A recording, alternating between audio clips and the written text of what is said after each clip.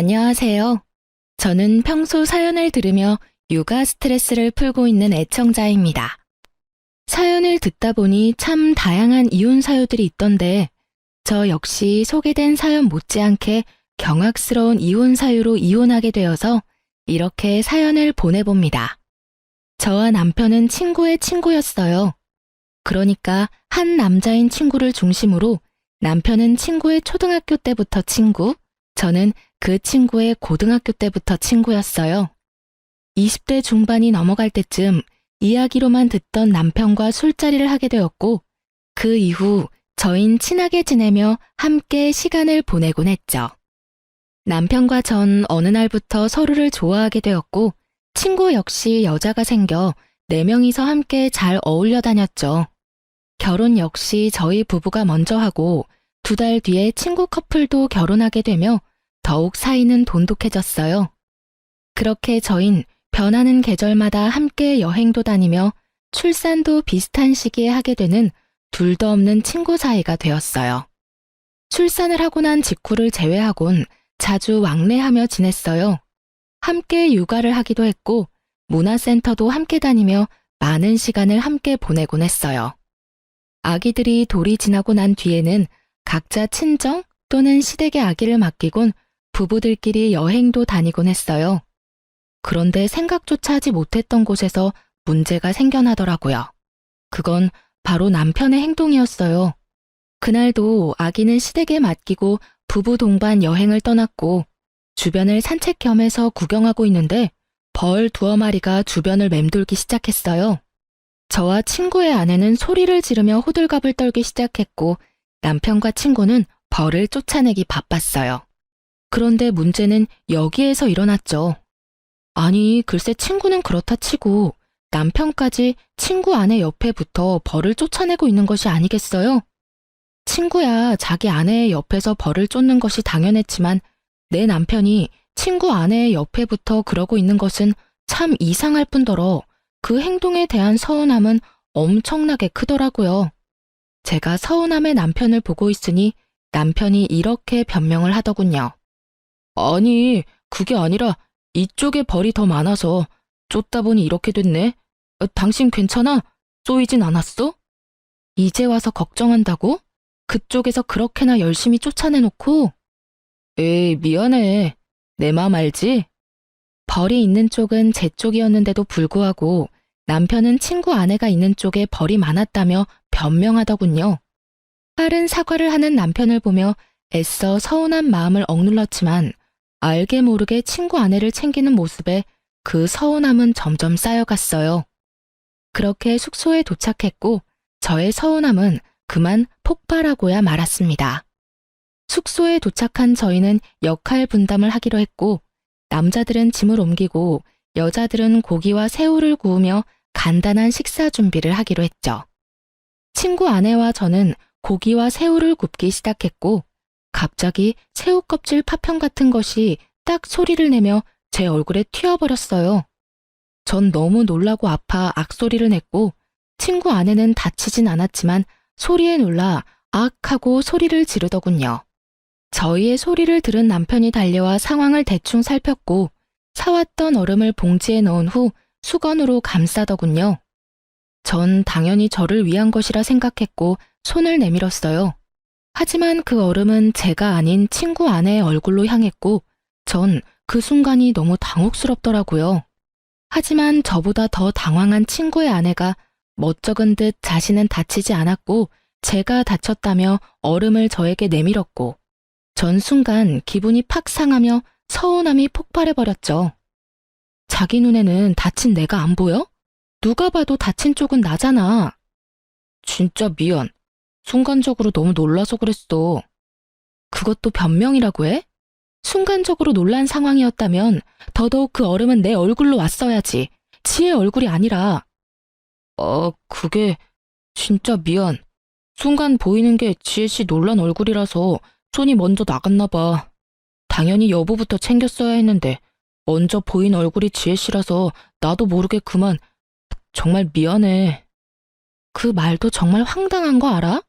지혜만 소리를 지른 것도 아니고 나도 소리 질렀는데 어떻게 내가 아닌 지혜를 먼저 볼 수가 있어? 난 당연히 다쳤을 거라 생각했다니까. 아니, 그리고 생각해보니까 내가 마냥 미안하다고 하는 것도 이상하지 않아? 난 정말 지혜 씨가 다치고 당신은 괜찮은 줄 알았어. 너무 놀란 상태였고 그 순간 처음 보인 게 나랑 마주보는 자리에 있던 지혜 씨였으니까. 그래서 지혜 씨한테 얼음을 챙겨준 것뿐이야. 그게 그렇게 잘못된 행동이야? 당신이 이렇게 화낼 만큼? 당신은 지금 내 말을 하나도 이해하지 못했구나. 내가 왜 섭섭해하는지도 내가 왜 화가 났는지도 전혀 모르고 있고. 당신이 이런 사람인 걸 아니까 더 화가 나는 거야. 남 일이라면 그게 설사 나라도 이렇게나 관심이 없는데 오늘 당신 행동은 유독 거슬리잖아. 당신은 모르겠어? 당신 오늘 행동 이상한 거? 남편은 제 말에 아무 말도 못하더라고요. 저는 그 모습에 더욱 화가 났지만 더는 친구 부부 앞에서 심한 꼴을 보이고 싶지 않았기에 흥분을 가라앉히고자 방으로 들어와 버렸어요.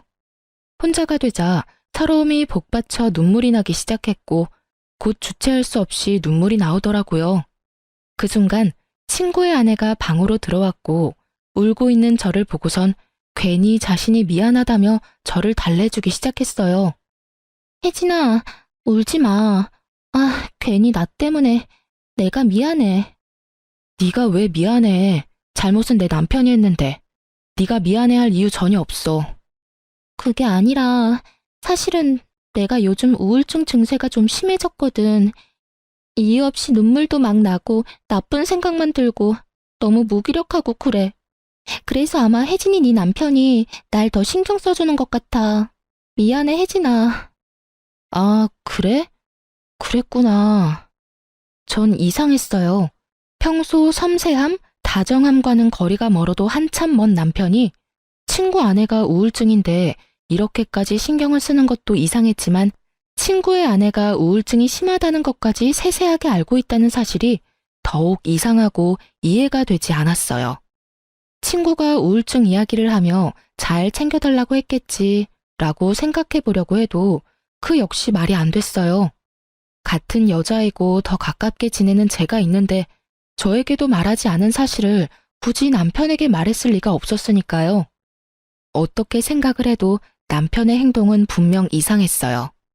이상한 것 투성이었지만 기껏 기분 전환 겸 온 여행에서 더는 분위기를 망치고 싶지 않았고 그렇기에 사과를 하러 온 남편의 사과를 받아주었어요. 그렇게 분위기를 맞춰주며 나름 여행을 잘 마무리할 수 있었고 그날 이후 전 남편의 행동을 자세히 살피기 시작했어요. 남편에게 별다른 특이점은 보이지 않았고 변한 것이 있긴 했는데 저와 딸에게 더 신경을 써주며 더욱 잘 대하려고 노력한다는 것이었어요. 그런 모습을 보면 괜한 억측이었나 하는 생각이 들었고 그렇게 전 남편을 향한 미운 시선을 거두고 다시 남편과 잘 지내며 평소와 다름이 없는 일상을 보냈어요. 여행을 다녀오고 난 후 친구 부부와는 자연스럽게 거리가 생기기 시작하더군요. 그 이유는 저희 부부의 다툼 때문이었는데 그런 이유로 다투고 나니 친구 부부를 보는 것이 좀 꺼려지더라고요. 그래서 저흰 만나는 날이 줄어들었고 점점 그날의 일을 잊어가고 있었어요. 그날의 일을 잊어가는 만큼 친구 부부와 저희 부부 사이에 갯돈은 쌓여갔고 저흰 이번 여행을 마지막으로 걔는 더 이상 하지 않기로 결정하고 오랜만에 마지막 여행을 떠나게 되었어요. 시간도 꽤 흘렀고 그때의 감정은 많이 무뎌진 상태였기에 비교적 설레는 마음으로 여행을 떠났고 숙소를 보는 순간 정말 오길 잘했다는 생각이 들더군요. 그 당시 갯돈이 많이 모이기도 했지만 비수기 평일이었던 터라 꽤 좋은 독채를 빌릴 수 있었고 생각보다 더 좋은 독채의 구성에 기분이 절로 들뜨게 되었어요. 이번이 마지막 여행이라는 것이 너무 아쉬울 만큼 즐거운 시간을 보냈고 그 즐거움은 저녁 술자리까지 이어졌어요. 술을 꽤 즐기고 잘 먹는 세 사람과는 달리 전 술을 즐기지도 잘 먹지도 못했기에 취기가 오르려고 할 때쯤 저는 먼저 자겠다며 방으로 들어왔고 눈 떠보니 아침이더라고요. 당연히 옆에서 자고 있겠지 했던 남편은 제 옆에 없었고 제 옆이 아니면 당연히 거실에는 있어야 할 남편의 모습은 거실에서도 보이지 않았어요. 저는 혹시나 하는 마음에 친구 부부의 방문을 살짝 열어보았고 침대엔 친구 부부가 자고 있더군요. 그 순간 안도감이 들며 문을 닫으려는 순간 남편이 보이는데 제 눈을 의심했습니다. 글쎄 남편이 침대 옆에 누워 친구 아내 손을 잡고 잠이 든 것이 아니겠어요? 그 모습을 본 순간 완벽한 여행은 순식간에 최악의 여행이 되어버렸고 남편을 향해 소리를 질러버렸어요. 야, 너 도대체 뭐 하는 짓이야?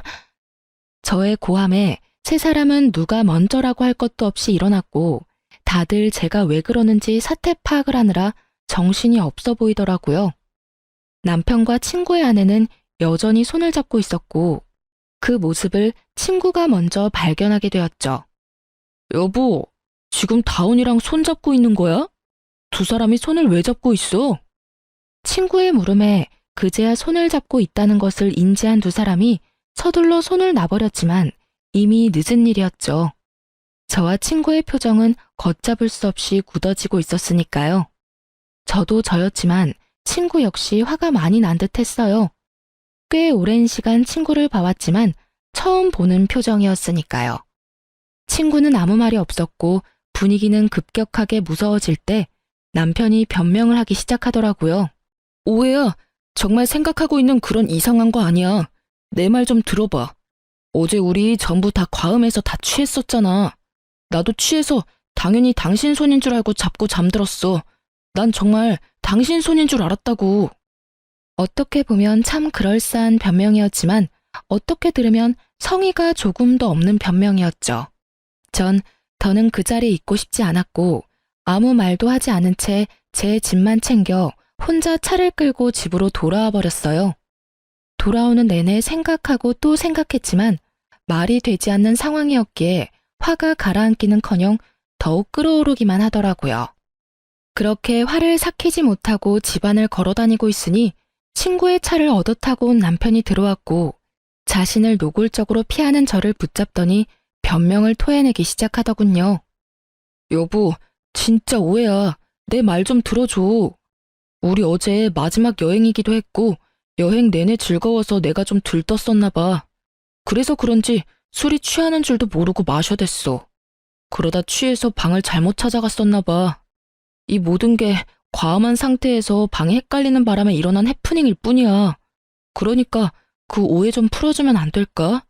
나 정말 당신이 생각하는 그런 거 아니야. 그게 말이 돼? 그렇다고 방을 헷갈려? 아니, 너무 취해서 방 정도는 헷갈릴 수도 있다고 쳐. 버젓이 두 사람이 침대에 누워있으면 당연히 그 방에서 나와야 하는 거 아니야? 그리고 아무리 취해도 당신 내 손 잡고 잔 적도 없었잖아. 그래서 말했잖아. 내가 좀 들떴었다고. 기분도 좋고 하니까 자는 당신 손이라도 잡고 싶었나 보지. 웃긴다 참. 당신 혹시 지혜한테 관심 생겼니? 그래서 그렇게 말도 안 되는 짓을 하는 거야? 그게 무슨 말이야 도대체. 지혜 씨는 내 친구랑 결혼한 여자야. 그런 여자를 내가 왜 좋아해? 아무리 화가 났다고 해도 말은 좀 가려가면서 해. 내가 오죽 답답했으면 이래? 오죽 이 상황이 이해가 안 되면 그런 더러운 상상까지 하겠냐고. 내가 진짜 미안. 그런데 정말 나 거짓말하진 않았어. 제발 좀 믿어줘. 아무리 남편 말이 사실이라고 한들 남편이 친구 아내의 손을 잡고 자던 모습은 머릿속에서 사라지지 않더라고요. 그 잔상이 남아있으니 남편의 말도 믿기지 않았고요. 그래서 전 한동안은 안방에 들어올 생각하지 말고 거실을 쓰라고 했고 그렇게 저희의 각방 생활은 시작되었어요. 저의 화는 쉽게 풀리지 않았고 일주일이란 시간이 흘렀어요. 평소 저희는 부부싸움을 해도 이렇게까지 길게 하는 스타일이 아니었고 만약 길어지더라도 시간이 흐름에 따라 왜 싸웠는지조차 잊어버려 흐지부지 서로 말을 걸며 싸움이 끝나는 경우가 대부분이었어요. 하지만 이번엔 평소 때와는 달랐고 저의 머릿속엔 그날의 일이 잊히기는커녕 점점 선명해지더군요. 남편은 그저 해프닝이라고 했지만 전 이미 남편의 태도 때문에 서운한 일도 있었으니 이번 일이 그저 해프닝이라며 넘길 수가 더욱 없더라고요. 그날도 말 한마디 섞지 않는 남편은 출근을 하고 전 집에서 딸과 함께 시간을 보내고 있었어요. 그런데 친구에게 전화가 오더군요. 그날 이후 처음으로 저에게 전화를 건 친구는 심각한 목소리로 잠시 나올 순 없겠냐고 묻더라고요. 회사에 있을 시간인데 보자고 하는 것을 보니 보통 심각한 일이 아니라는 것을 금세 알아차릴 수 있었고 전 아무것도 묻지 않고 알겠다고 했어요. 서둘러 준비를 마친 전 딸을 집에서 가까운 시댁에 맡기고 친구를 만나러 갔어요. 약속 장소에서 마주한 친구의 얼굴은 일주일 전과 비교도 되지 않을 정도로 엉망이더라고요. 그 얼굴을 보는데 괜히 잘못도 없는 제가 다 미안한 마음이 들더군요. 전 괜히 친구의 눈치를 살피게 되었고 친구는 그런 저를 보더니 2장의 서류를 내밀었어요. 전 친구가 내민 서류를 살펴봤고 그 서류엔 숫자들이 가득했는데 그 숫자들이 가리키는 진실은 경악스러웠습니다. 네 이름이랑 아들 이름은 그렇다 치지만 여기 왜 내 남편 이름이 있어? 이게 전부 무슨 뜻이야? 이게 뭐냐고. 이게 유전자 검사 결과지인데 여기 보면 내 아들, 아니 시우랑 나하고는 친자관계 일치율이 낮지? 그런데 네 남편 다운이는 99%가 넘어. 이 말이 뭐냐면 시우는 내 아들이 아니라는 말이야. 뭐? 그럼 시우가 내 남편 자식이라는 그 말이야? 저의 물음에 친구는 고개를 끄덕였고 전 상상치도 못한 진실에 정신을 못 차리고 멍하니 있었죠. 퍼센트로 듣고 나니 정신이 더욱 아득해졌고 전 친구에게 현실이 맞는 것인지 재차 물어보기까지 했어요. 저의 물음에 친구는 현실이 틀림없음을 일깨워 주더군요. 이게 도대체 뭐야? 전부 사실인 거야? 정말 현실인 거지? 꿈 아니지? 현실 맞고 사실도 맞아. 네가 보고 들은 대로 2 연놈이 그렇고 그런 사이인 것도 모자라서 애까지 낳았더라고. 우릴 감쪽같이 속이고 말이야. 할 말이 없더라고요. 아니, 그간의 이상했던 남편의 행실들이 떠오르며 할 말을 잠시 잃었다는 게 더 정확한 표현이었어요. 전 할 말을 잃었고 그간 남편의 행실이 드디어 이해되기 시작했어요. 이런 사이이니 제가 앞에 있는데도 불구하고 상간녀를 챙겼고 술에 취해 정신을 놓고 상간녀의 손을 잡고 잠이 들었던 것이었어요. 전 그저 허탈함이 몰려왔고 그 허탈함에 웃음이 나더라고요. 그런 저를 보던 친구는 왜 이런 검사까지 하게 되었는지 설명하기 시작했어요. 처음엔 그저 시우가 당근 알레르기가 있다는 사실을 알게 됐고 그땐 그냥 신기한 우연이라고 생각했어. 그렇잖아. 제일 친한 친구가 당근 알레르기 있는데 내 아들도 당근을 먹더니 온몸에 두드러기가 나니까. 심지어 증상도 네 남편이랑 똑같았는데도 그런 쪽으로 생각도 안 해봤으니 그저 신기하다고만 생각했던 것 같아. 그런데 점점 이상한 거야. 지나치게 내 아내를 챙기는 모습도 그렇고 괜히 내 눈치를 보는 아내도 그렇고 이상하다 싶었는데 그날 2 사람이 손을 잡고 있는 모습을 보는데 의심이 확신이 되더라고. 그래서 그 새끼가 숙소에서 쓰던 칫솔이랑 쓰던 베개에서 머리카락 좀 챙겨서 의뢰했는데 결과가 이렇네. 이게 무슨 일이냐 도대체. 친구도 허탈한 듯 웃어버리더군요. 그런 생각은 했었어요. 어쩌면 남편이 친구 아내에게 약간의 호감 정도는 있을 수 있겠다고요. 정말 딱 그 정도까진 생각하긴 했었지만 이렇게 깊은 관계라곤 상상조차 한 적이 없었는데 제 앞에 닥친 현실이 너무 아프고 충격적이더군요. 친구 역시 충격이 컸다고 하며 말을 이어나갔어요. 앞으로 어떻게 해야 좋을까? 나 혼자 결정할 문제는 아닌 것 같아서 불렀어. 넌 어떻게 했으면 좋겠어? 어떻게 하면... 친구의 말을 듣는데 눈물이 나오더군요. 제가 울기 시작하자 친구 역시 울기 시작했고 그간 많이 힘들었는지 어깨까지 들썩이며 울기 시작하더군요. 울 만큼 운 친구와 저는 이야기를 나눴고 저희의 뜻은 같았어요. 저흰 2 사람을 용서할 마음도 이대로 편하게 살게 할 마음도 없었기에 계획을 세웠고 그 눈물의 계획은 곧바로 실행하기로 했어요. 일단 친구는 남편에게 빌려준 돈부터 돌려받기로 했어요. 그간 저도 모르게 적게는 50만 원, 많게는 300만 원. 이런 식으로 빌린 돈이 꽤 되더라고요. 입금 내역을 살펴보니 그 금액이 총 3천만 원 가까이 되더군요. 가족 같은 친구에게 빌려줬고 받을 생각도 없었다는 친구의 말을 듣는데 마음이 참 아프더군요. 너 미쳤어? 이렇게 큰 돈을 왜 빌려준 거야? 나야 집에 급한 일이 있다고 하길래 빌려줬지. 너도 알다시피 이런 일 알기 전까진 그 새끼가 나한텐 가족 같은 친구였잖아. 그러니까 그냥 빌려준 거지. 어차피 못 받는다고 생각하고 빌려준 돈이라 계산도 안 해봤었는데 3천만 원이라니. 사실 나도 좀 놀랐어. 아니 근데 이 새끼는 그럼 이 돈을 다 어디에 썼단 말이야?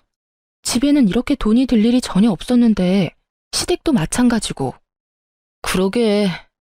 한참을 생각하던 친구는 불현듯 무언가가 떠오른 듯 짧은 탄성을 내뱉더니 저에게 돈이 어디로 갔는지 알려주더군요. 그 새끼 나한테 빌린 돈으로 내 아내한테 선물 사준 것 같아. 생각해보니까 빌린 시기에 맞물려서 아내한테 못 보던 명품백이 생겼던 것 같아. 나 진짜 바본가? 어떻게 그걸 지금 알 수가 있지? 그럴 수도 있지. 너나 나나 그런 쪽으로 어디 생각이나 했어? 그렇게 가깝게 지냈으니 당연히 믿어 의심치 않았지. 와, 진짜 이 새끼 대단한 개새끼였네. 정말 친구의 말대로 남편은 대단히 파렴치한 놈이더군요. 가족 같은 친구 아내와 바람을 피운 것도 대단한 짓인데 그 친구한테 빌린 돈으로 선물까지 사주다니. 정말 난 놈은 난 놈이다 싶더군요. 분노에 찬 친구는 당장 돈을 갚아달라고 문자를 보내고 난 후 자신이 증거를 충분히 모았다며 카톡 대화 내용, 함께 찍은 사진 등을 저에게 나눠주더군요. 친자 검사 결과지 복사본도 챙겨주었고요. 전 그 모든 증거를 잘 챙겨 시댁으로 향했어요. 딸을 데리러 가는 목적도 있었지만 더 큰 목적이 있는 시댁 방문이었어요. 평소 아버님은 입버릇처럼 이런 말씀을 하시곤 했어요. 어머님 역시 같은 생각이었고요. 둘 다 잘 듣거라. 부부 사이에 다른 건 몰라도 폭력, 외도는 사람이 해선 안 되는 짓이다. 폭력에는 언어폭력도 당연히 포함되고 외도엔 정신적인 교류도 포함되는 거란다. 혹시나 만에 하나라도 이런 짓거리를 하다 걸리는 날엔 그 누가 되었든 난 절대 용서하지 않을 테니 잘 새겨들어. 이런 당부를 남편뿐 아니라 저 역시 귀에 못이 박힐 정도로 들었던 터라 모든 사실을 일단 아버님과 어머님께 알리기로 한 것이었죠. 시댁에 들어선 저의 낯빛이 심상치 않음을 눈치챈 어머님은 저에게 무슨 일 있냐며 제 표정을 살피기 시작했어요. 아가, 무슨 일이 있니? 표정이 너무 안 좋구나. 아버님 오시면 말씀드려도 될까요?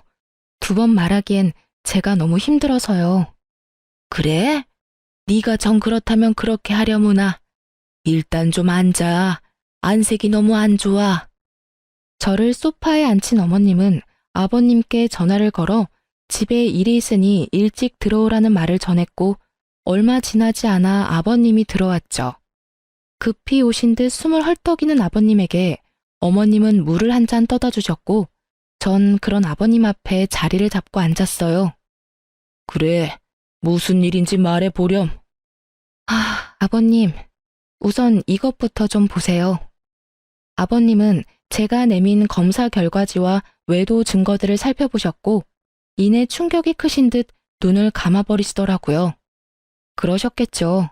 친구와 남편은 앞서 말했듯이 초등학교 때부터 친했으니 시댁에도 자주 오가며 그야말로 가족같이 지낸 친구였고 그랬기에 시부모님들 역시 친구는 물론이고 친구의 아내까지 일면식이 있는 사이였으니 그 충격은 더욱 크실 수밖에요. 아버님에게 있던 서류와 증거들은 이내 어머님의 손으로 넘어갔고 이내 어머님의 입에서 어머나 하는 소리가 나오고서야 아버님은 감았던 눈을 뜨시더라고요. 아버님은 일단 저를 안쓰러운 눈빛으로 바라보셨어요.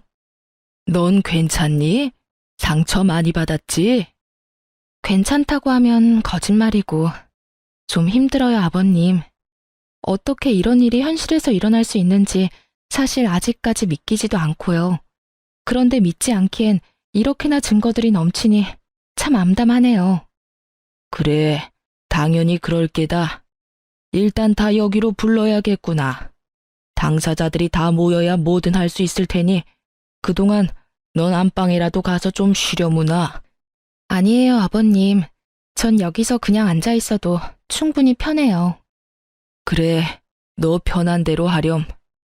저의 심정을 들으신 아버님은 누르던 화가 이따금씩 솟아오르시는지 노발대발하시며 혼잣말로 화를 내시기도 하고 아무 말 없이 가슴을 치시기도 하더군요.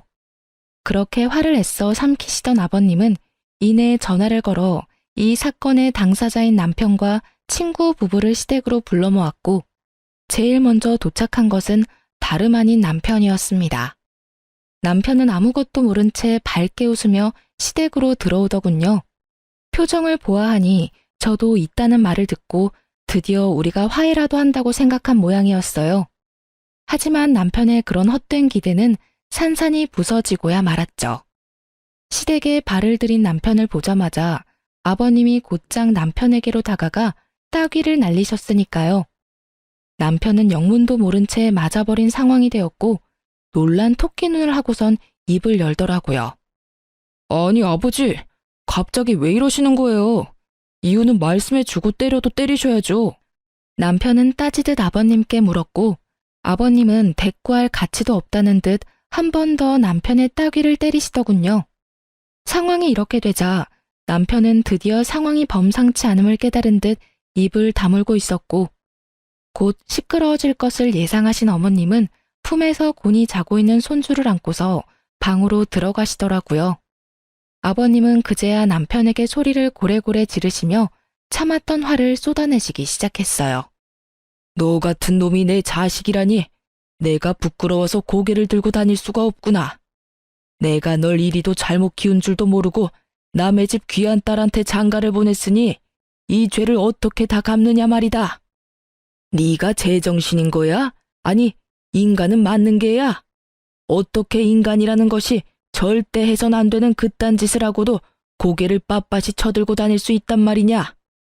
너 하나 때문에 지금 몇 명이나 상처받고 인생이 망가졌는데 네가 웃어?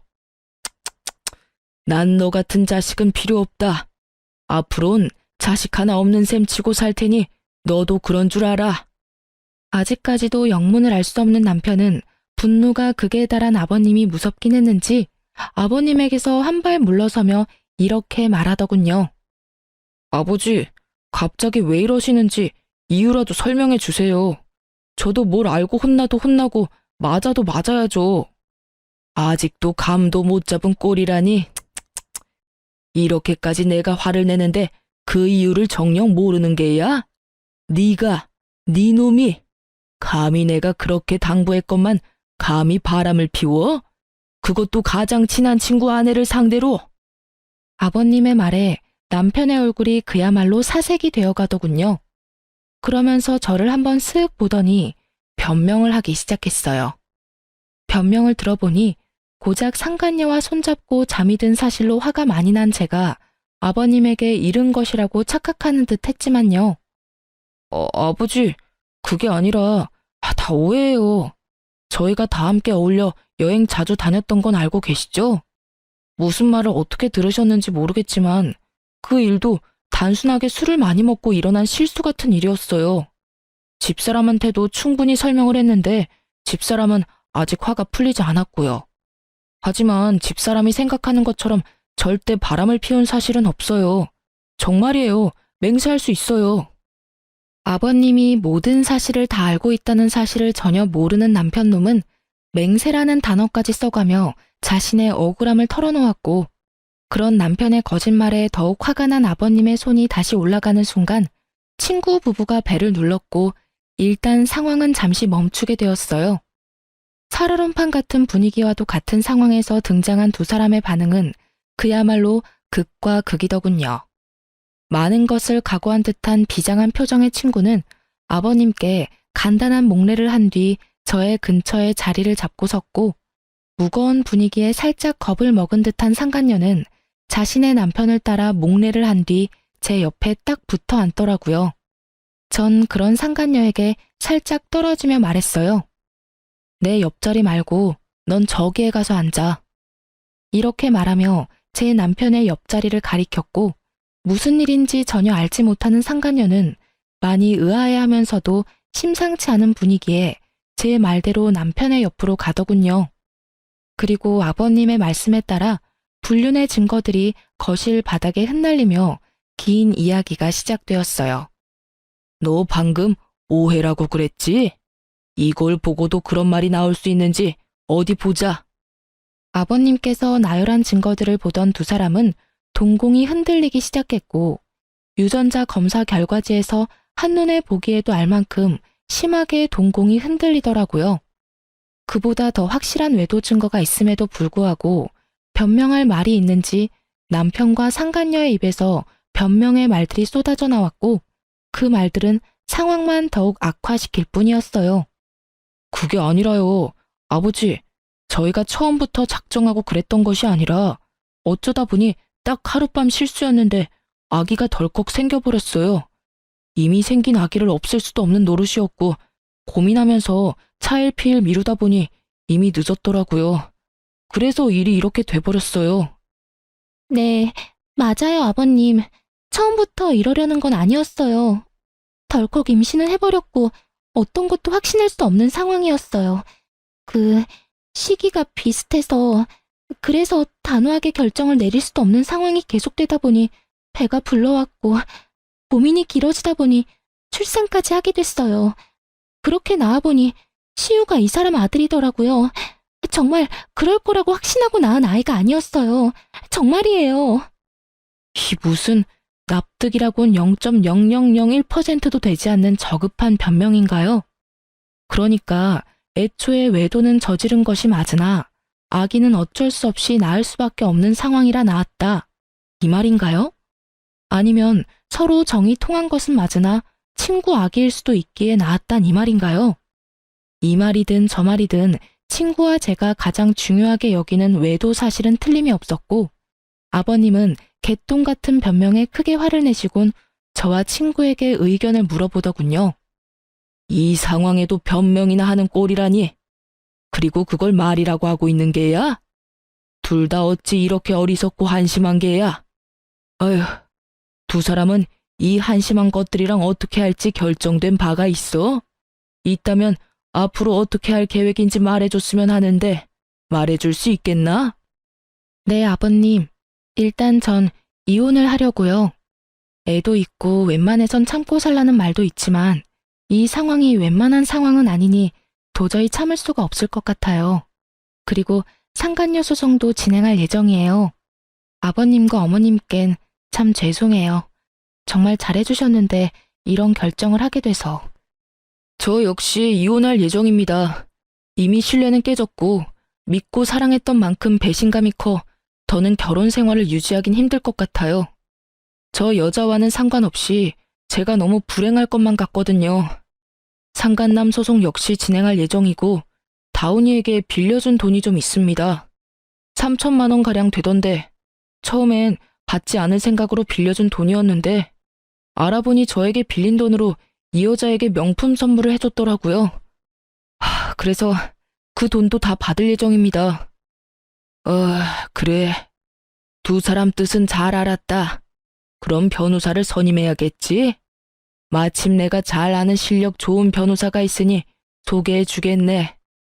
아버님께선 저를 돕겠다고 작정을 하셨는지 변호사까지 소개해 주시겠다고 나섰고 남편과 상간녀는 분위기 파악을 하지 못했는지 반발을 하고 나서더군요. 아버지, 변호사라니요. 꼭 이렇게까지 하셔야 합니까? 저 두 사람이 아닌 제가 아버지 자식이잖아요. 그것도 하나뿐인 아들. 그런 저한테 꼭 이렇게까지 하셔야 합니까? 그래요, 아버님. 전 아버님의 세상이 둘도 없는 손자까지 낳은 여자라고요. 그런데 왜 혜진이 편만 들어주세요? 엄연히 이 집 장손을 낳은 건 저라는 사실을 이제 잘 아시잖아요. 그래요, 아버지. 과정이 어떻게 됐든 대가 끊길 뻔한 집에 떡하니 장손을 낳아준 여자라고요. 그러니 마음 좀 푸시고 저희 상황도 좀 이해해 주세요. 상황 파악은 전혀 하지 못하고 저런 말이나 하는 남편과 상간녀를 보는데 참 어이가 없더군요. 이 와중에 장손 타령이라니 인간의 탈을 쓰고 어찌 저리 뻔뻔할 수가 있었을까요? 다름 아닌 저와 친구가 떡하니 보고 듣고 있는 걸 잊었을 리 없을 텐데요. 오만 생각이 다 드는 그 상황에서 한 가지는 분명하더군요. 저 두 사람은 저와 친구에게 미안한 마음이 조금도 없다는 것을요. 그렇지 않고서야 모든 사실이 밝혀진 지금 저희에게 사과는커녕 미안하단 눈빛조차도 보내지 않을 리가 없었을 테니까요. 상황이 이렇게 되자 전 어떻게 해서든 두 사람을 나락으로 떨어뜨려버리고 싶었어요. 남편을 너무 사랑했던 만큼 배신감 역시 엄청났으니까요. 아버님 역시 이런 제 마음을 100번 이해한다는 듯 부들부들 떨고 있는 제 손을 토닥여 주시면서 남편을 향해 호통을 치시더군요. 하나뿐인 아들? 내 말을 잊은 게야? 난 분명 너 같은 자식은 이제 없는 셈 친다고 하지 않았느냐? 다시 한번 말해주마. 오늘부터 넌 내 자식이 아니다. 즉, 연을 끊자 이 말이야. 그러니 자연스럽게 그 아이도 내 손주가 아니다. 아이라도 들이밀며 어떻게 해서든 나한테 비벼볼 생각이라도 하려 들거든. 쓸데없는 짓이니 괜히 아이만 더 불쌍하게 만들지 말란 말이다. 아버지, 그래도 제가 아버지 자식인데 연을 끊겠다니 그 무슨 어떻게 저한테 이렇게까지 매정하실 수가 있어요. 박다훈, 내가 이 이름을 지을 때 얼마나 행복했는지 넌 모를 거다. 그 행복했던 기억과 감정이 아직 내 마음과 머릿속에 남아있는데 내가 이렇게까지 할 땐 그만한 잘못을 네가 저질렀다는 생각은 못하는 게야? 아무리 제가 잘못했다고 한들 혜진이는 엄연한 남이고 제가 아버지 핏줄이잖아요. 핏줄이기에 이러는 것이다. 내 핏줄이기에. 난 네가 모든 사실이 밝혀진다면 적어도 혜진이한테 사과라도 할 줄 알았다. 비록 그것이 눈에 훤히 보이는 거짓 사과라고 하더라도 네가 최소한 사람 새끼가 맞는다면 네가 큰 배신을 한 혜진이에게 사과라도 할 줄 알았다 이 말이다. 그런데 넌 어떻게 했느냐? 혜진이를 보기는커녕 시종일관 어떻게 해서든 교묘한 수로 상황을 피해가려는 행동만 하고 내 눈치만 살피면서 내 마음만 풀어보려고 하지 않았느냐? 그제야 남편은 저와 친구를 바라보더군요. 여보, 미안해. 너한테도 내가 할 말이 없다. 그런데 정말 작정하고 두 사람을 속인 건 아니었어. 그것만은 믿어줘. 이때껏 아무 말도 없다가 기껏 한다는 말이 저 따위더라고요. 얼마나 어이가 없었으면 그 심각한 상황에 코웃음이 다 나더군요. 작정한 게 아니야? 정말 그랬다면 모든 사실을 알았을 때라도 두 사람이 만나지 말았어야지.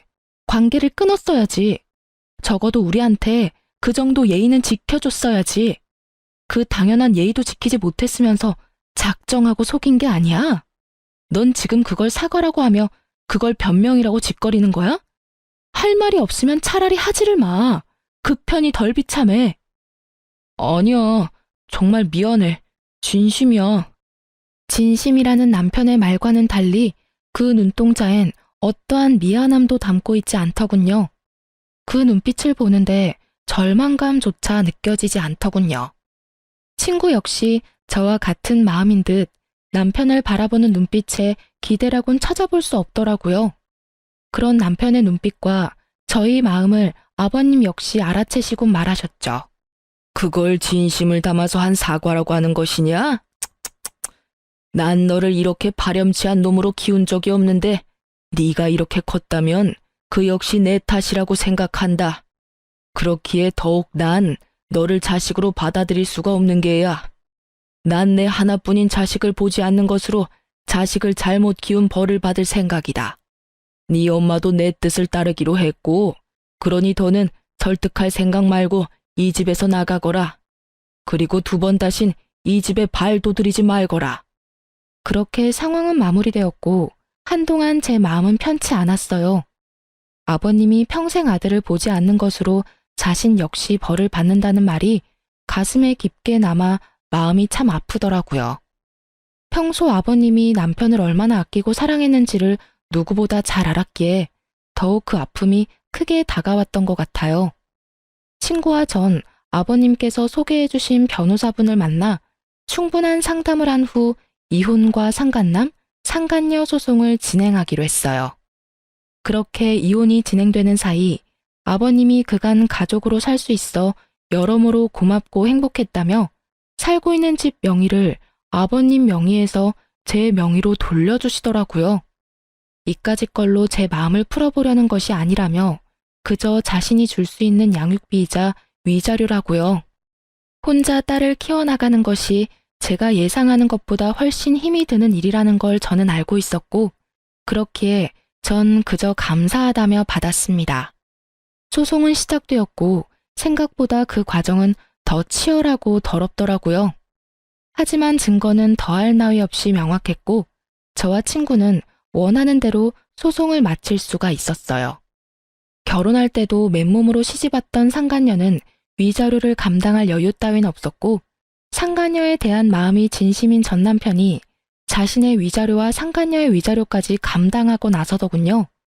한 푼도 빼지 않고 다 받을 수 있다는 안도감과 함께 배알이 꼬이는 것은 어쩔 수 없더라고요. 사람 감정이란 게 참 마음 같지 않다는 걸 다시 한번 깨달았네요. 그렇게 전 남편은 빚더미에 앉게 되었어요.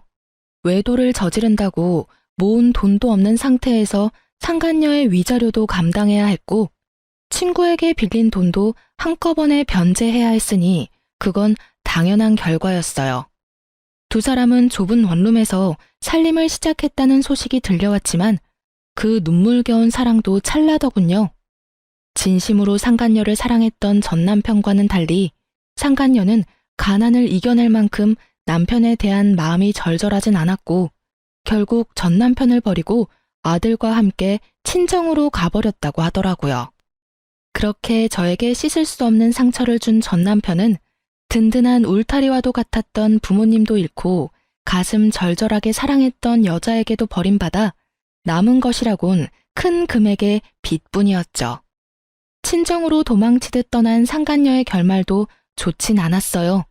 참 통쾌하게도 상간녀의 친정 역시 그런 파렴치한 행동으로 인해 이혼까지 당한 상간녀를 받아주지 않았고 전 남편에게 돌아갈 바엔 혼자 사는 것이 더 이롭다고 생각한 상간녀는 그 길로 지방 어디로 갔다는 소문만 무성할 뿐 정확한 행방을 아는 사람은 없었습니다.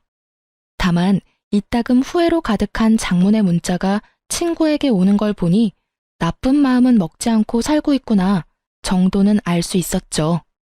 전 육아로 인해 휴직 중이었던 회사로 복직하게 되었어요. 복직으로 인해 어쩔 수 없이 부모님의 도움을 받게 되었지만 부모님은 적적하던 참에 오히려 잘 됐다며 저를 보듬어 주시더라고요. 부모님께 참 여러모로 죄송하고 감사하네요.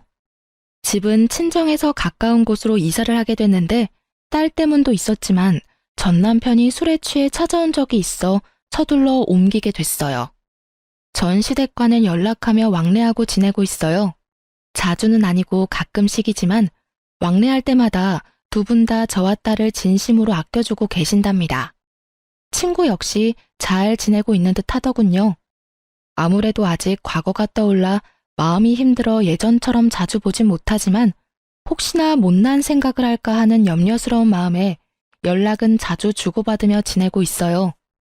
친구 역시 저와 같은 마음으로 저에게 자주 안부를 물어주고요. 딸이 크면 클수록 예상보다 큰 돈이 들더라고요. 그때마다 통 크게 집을 주신 전 시아버님께 얼마나 감사한지. 어쨌든 전 이혼한 것만 뺀다면 비교적 평범한 워킹맘처럼 잘 살아가고 있어요. 물론 딸이 더 잘하고 아빠와 함께해야 하는 행사에 참석해야 하는 날이 온다면 그땐 또 딸에 대한 미안함에 마음이 아플 테지만요. 참고로 딸의 아빠를 만들어주기 위해 재혼할 생각은 전혀 없을 뿐더러 저 역시 또 다른 누군가를 사랑하고 믿을 자신이 없기에 아직까진 재혼의 제자도 생각해 본 적이 없네요. 뭐 딸을 다 키우고 난 후 그때 좋은 사람이 있다면 남은 여생 친구처럼 함께 늙어갈 생각은 있긴 해요. 너무 먼 훗날의 이야기인가요? 하여튼 저의 지금 유일무이한 단 한 가지 소망은 딸과 함께 행복하게 잘 살아가는 것이에요. 처음 모든 사실을 알고 이혼을 결심하기까지 참 힘들었어요. 막상 친구와 함께 이혼 결심을 하고 복수 계획까지 세우면서도 이게 맞나? 이렇게 되면 우리 딸은 어떻게 하지? 이런 한심한 생각들로 가득했던 것 같아요. 그 당시엔 혼자 헤쳐나갈 길이 너무 험난해 보였고 그 험난한 길에서 딸이 받게 될 상처가 너무 두렵더군요. 그렇게 겁이 많던 전 용기를 내 이혼을 해냈고 지금은 이혼하기 전보다 더할 나위 없이 잘 살고 있고 행복해요. 그러니 남편의 잘못으로 이혼은 하고 싶지만 앞으로 남은 날들에 대한 두려움으로 망설이고 계신 분들께 말씀드리고 싶어요. 이혼이 정답은 아닙니다. 다만 여러분의 인생을 망가뜨리고 구렁텅이에 발을 담그면서까지 결혼 생활을 유지할 필요는 없어요. 저를 보세요. 그렇게 두려워하던 저도 이렇게 나름 잘 살아가고 있잖아요? 그러니 한 번만 용기를 내보세요. 여러분 인생은 소중하답니다. 그럼 저는 물러가 볼게요. 저의 긴 사연 들어주셔서 정말 감사합니다.